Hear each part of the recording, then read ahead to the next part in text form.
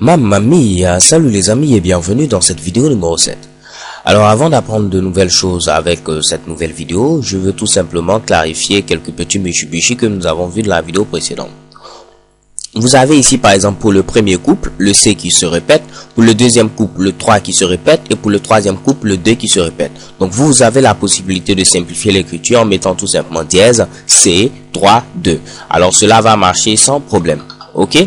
Par contre, à ce niveau, qu'est-ce que vous voyez? Vous avez le D qui se répète, mais le 2 qui est présent à ce niveau ne se répète pas. Mais ici, le 0 également se répète. Vu que le 2 qui est à ce niveau ne se répète pas, vous ne pouvez pas mettre par exemple ici dièse, D comme ceci, 2, 1 et mettre ici 0. Cela est tout simplement faux. Ok. Donc, il faut que pour chaque couple, l'élément se répète. Donc, à ce niveau, vous ne pouvez pas tout simplement simplifier l'écriture. Vous êtes obligé d'écrire ce Mitsubishi comme cela. Ok, donc comme je viens de le dire, il faut que je le barre, comme ça peut-être vous allez avoir cette image en tête. Ceci n'est tout simplement pas valide. Ok, alors les gars, parfait, vu que ceci a été fait, on va maintenant ici créer l'interface graphique de notre première application. Alors pour ce faire, on va revoir un peu en détail où se trouve tout simplement le layout. Comme je vous l'ai dit, au niveau du layout, on pourra placer ici l'ensemble de notre widget qui vont nous permettre de pouvoir créer notre interface graphique. Donc vous venez tout simplement au niveau du dossier res qui contient l'ensemble de nos ressources. Vous allez trouver un sous-dossier nommé tout simplement layout. Et pour l'instant, nous avons un seul fichier XML qui a pour nom activityfirst.xml. Ok? Donc c'est au niveau de activityfirst.xml qui est présent à ce niveau que nous allons créer tout simplement l'interface graphique de notre application. Donc lorsque vous ouvrez ce Mitsubishi, vous avez ici la proposition avec ici deux vues. Soit la vue graphique, soit la vue ici avec le code source en XML. Donc Graphical Layout ou tout simplement activityfirst.xml. Et au niveau de cette interface, vous avez la possibilité de choisir ici tout simplement l'API avec laquelle vous souhaitez avoir ici le rendu de votre application. Donc là, je peux décider de prendre tout simplement la version 2.2. Et également ici, comme vous le voyez, par défaut, j'ai laissé la version 4.3. Donc si je prends par exemple la version 2.2, vous allez voir ici, il y aura tout simplement un petit changement. Donc je peux utiliser les différents boutons qui sont présents à ce niveau pour pouvoir par exemple zoomer, dézoomer, avoir ici un zoom fit et ainsi de suite. Donc là je vois que ma machine est un peu plantée, les gars, on va patienter un tout petit peu. Ok, donc comme vous pouvez le voir ici, j'ai tout simplement mon interface qui a changé parce que j'ai modifié tout simplement l'API.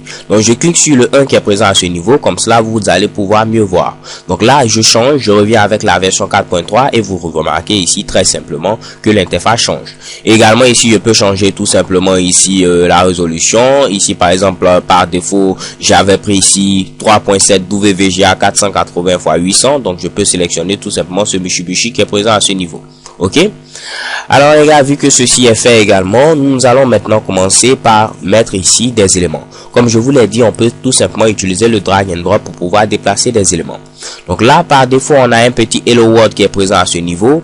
Moi, je ne vais pas avoir besoin de ce Mitsubishi, donc je vais le supprimer tout simplement.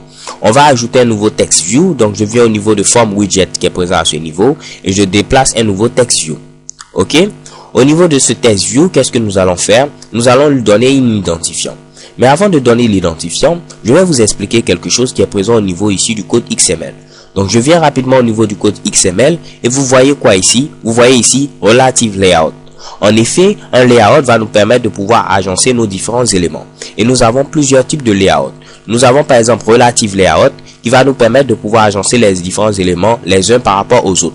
Par exemple, je pourrais dire mets cet élément au-dessus de cet élément, mets cet élément à gauche de cet élément, ainsi de suite. Ok, donc les éléments seront agencés les uns par rapport aux autres. Nous avons ici un autre type de layout, c'est tout simplement Linear Layout. Donc il s'écrit comme ceci, Linear Layout. Ce dernier va nous permettre de pouvoir placer nos éléments soit de manière horizontale, soit de manière verticale. Donc les éléments seront soit sur une même ligne ou soit sur une même colonne. Nous avons également le type Frame Layout qui est présent à ce niveau. Il va nous permettre de pouvoir placer ici plusieurs éléments. Mais la spécificité de ce layout, c'est tout simplement qu'un seul élément sera visible à la fois. Donc avec Frame Layout, il va réserver tout simplement tout l'espace pour un seul élément. Ok, on ne pourra pas voir ici deux éléments s'afficher à la fois. Ensuite, pour terminer, nous avons ici Table Layout. Au niveau de Table Layout, nous allons pouvoir agencer nos éléments comme avec ici un tableau. Donc nous aurons nos différentes lignes et nos différentes colonnes. Ok, donc les gars, en grosso modo, j'ai expliqué Relative Layout, Linear Layout, Frame Layout, Table Layout, mais on va revenir ici en détail sur ces fameux Mitsubishi là. Donc là, je viens ici tout simplement. Comme vous pouvez le voir, si je n'ai pas ici mon fameux TextView, pour le supprimer, je le sélectionne tout simplement. J'appuie sur la touche Supr et automatiquement, il est supprimé. Donc là, si je reviens au niveau de mon code XML, vous allez voir que tout simplement à ce niveau, je n'aurai pas ici de TextView. Ok, donc aucun TextView n'apparaît. Mais dès que je vais au niveau de la vue graphique, je déplace ici mon fameux TextView comme ceci et je vais venir maintenant au niveau du code XML. Vous allez voir automatiquement, il rajoute ici un TextView. Donc c'est un peu ce Mitsubishi que je vais vous présenter rapidement. Généralement, nous n'allons pas l'utiliser puisque nous allons tenter de coder tout à la main. Ok. Donc on va commencer d'abord par ça. Je sélectionne mon TextView et je vous ai dit, je vais lui donner un identifiant. Vous voyez ici au niveau de Outline, vous avez ici l'ensemble de vos éléments. Premièrement, nous avons ici Relative Layout qui contient tout simplement ici notre layout. Ok. Donc c'est ce dernier que je vous ai présenté précédemment. Donc lui, je vais lui donner également un identifiant. Je vais mettre ici RL. Comme je vous ai dit, je mets d'abord le type de widget, ensuite je mets l'identifiant.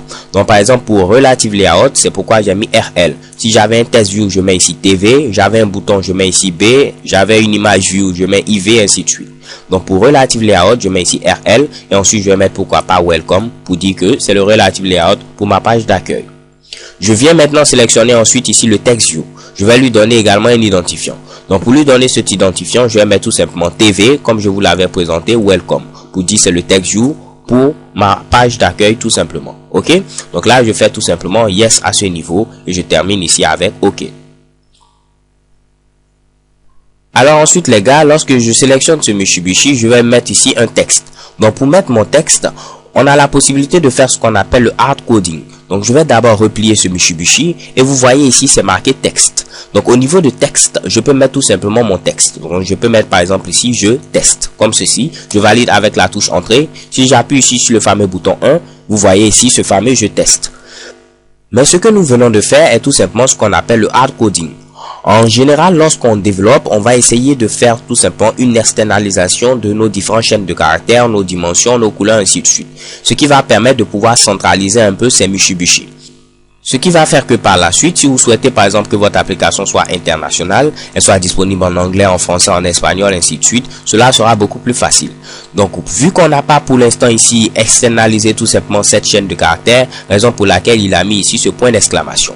Ok, donc en lieu et place de faire le hard coding, je vais vous montrer comment ajouter une nouvelle chaîne de caractères, ce qui va nous permettre de pouvoir externaliser ce Mitsubishi et faciliter plus tard la mise à jour. Ok, donc là si vous voyez au niveau de value qui est présent également au niveau du dossier res, vous avez ici strings.xml. C'est au niveau de ce Mitsubishi qu'on ajoute les chaînes de caractères.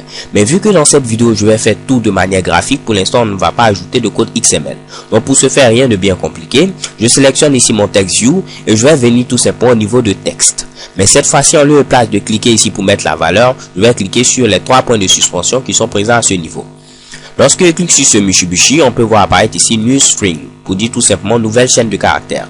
Je sélectionne ceci et on va me demander quoi? On va me demander premièrement le nom que je veux donner à ma chaîne de caractères et ensuite le contenu. Donc le nom, je vais le mettre ici, je vais mettre pourquoi pas Welcome et le contenu, je vais mettre tout simplement les teachers du net. Donc j'écris ici les teachers du net. Alors je vais écrire tout en majuscule, donc je mets ici ce Mitsubishi comme ça. Ensuite on me dit que ma chaîne de caractères sera enregistrée dans le dossier res, puis dans le dossier value et au niveau du fichier strings.xml que je vous avais précédemment présenté. Donc je fais OK. Et là, rien de bien particulier. On me dit que lorsque je vais vouloir avoir accès tout simplement à ce Mitsubishi, je n'ai qu'à mettre ici @string/welcome. Je clique sur OK. Et là, qu'est-ce que vous voyez? Je n'ai plus ici ce fameux attention qui apparaissait tout simplement. OK? Donc, je vais essayer de réduire ce Mitsubishi. Donc là, maintenant, je vais essayer de modifier la couleur de mon texte. Donc, je le sélectionne et je vais rechercher tout simplement Text Color, qui doit être normalement présent en haut. Donc je vais replier ce Mitsubishi et je vois ici Text Color. Je vais mettre la couleur bleue, je mets ici dièse comme ceci et je mets ici 00F comme on l'a vu précédemment. Et chez Kebam, j'aurai ici la couleur bleue. Alors les gars, ce qu'on va faire ensuite, je vais modifier ensuite la taille des caractères pour que ce Mitsubishi soit un peu beaucoup plus grand. Donc pour ce faire, on va utiliser Text Size. Ce que je dois vous expliquer, c'est quoi? Donc je vais rapidement ouvrir le logiciel Pen pour vous l'expliquer. Au niveau ici d'Android, comme je vous l'ai dit, vous avez ici plusieurs écrans, donc plusieurs résolutions d'écran. Donc lorsqu'on veut mettre ici une résolution d'écran qui sera adaptée ici pour l'ensemble des écrans, on peut utiliser... Qu'est-ce qui se passe? Oh my god, ma souris ici fait des scènes. ma souris déconne. Là, je peux mettre par exemple ici l'unité DP, ok, et l'unité SP. En général, l'unité DP, qui signifie tout simplement Density Independent Pixel, est utilisée tout simplement ici pour les dimensions et autres éléments. Alors que SP est utilisé généralement pour le test. Ok? Donc si vous avez du texte, vous voulez par exemple modifier, comme c'est notre cas, la taille des caractères, vous allez utiliser SP. Mais DP, ce sera beaucoup plus pour exprimer la largeur, la hauteur, ainsi de suite. SP signifie Scale Independent Pixel. Ok? Donc là, vu que ce Mitsubishi a expliqué, lorsque je sélectionne tout simplement mon text view, au niveau de text size, je vais mettre pourquoi pas 42 SP, ok, puisque je veux m'attaquer ici à un texte tout simplement. Et chez Kebom, vous voyez mon texte qui apparaît à ce niveau, même s'il est beaucoup plus grand, mais il est beaucoup plus nice, ok. Donc là, je prends ce Mitsubishi, je vais essayer de zoomer un peu et vous voyez ici le résultat qu'on obtient. Donc là, je reviens ici avec mon scale par défaut et vous avez ici la possibilité d'agrandir ce Mitsubishi, le replier comme ceci et ainsi de suite. Ce que nous allons faire, c'est centrer le texte. Pour centrer le texte, rien de bien compliqué, je vais rechercher une autre propriété, c'est la propriété Gravity. Donc je descends tout juste en bas et chez Kebom, je vois ici Gravity. Je vais mettre comme valeur Center. Donc je choisis ce Mitsubishi, Center, et qu'est-ce que vous voyez? Mon texte est maintenant ici centré. Je peux le remonter ici tout simplement comme je le souhaite. Donc vous voyez les gars, jusque là rien de bien compliqué, on ne fait que déplacer les éléments comme on le souhaite et on n'a rien fait ici d'assez extraordinaire, ok? Alors les gars, on va continuer, on va mettre cette fois-ci une image, ok? Alors pour ce faire, je vous ai concocté une petite image, mais je crois que cette vidéo devient au revoir et je vous donne rendez-vous à la vidéo suivante où nous allons ajouter ici nos fameuses images. So thank you guys for watching, don't forget to subscribe and have a nice day. XOXO.